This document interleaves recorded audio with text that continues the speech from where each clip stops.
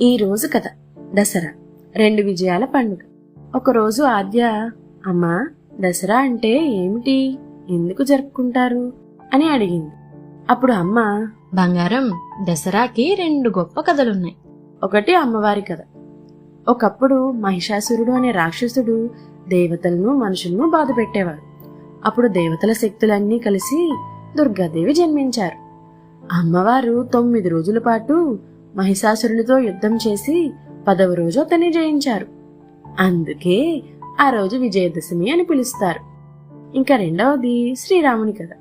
శ్రీరాముని కథలో రావణుడు సీతమ్మను అపహరించాడు. రాముడు, హనుమంతుడు వానరసేన సహాయంతో లంకకు వెళ్లారు. రావణాసురునితో చాలా రోజుల పాటు యుద్ధం చేశారు. చివరికి విజయదశమి రోజున రాముడు రావణుణ్ణి జయించారు. అందుకే ఆ రోజుని మనం దసరాగా జరుపుకుంటాం. అంటే అమ్మా, దసరా 2 విజయాల రోజు కదా? అవును ఆద్య. ఒకటి అమ్మవారి విజయం, చెడుపై ధర్మం గెలిచింది.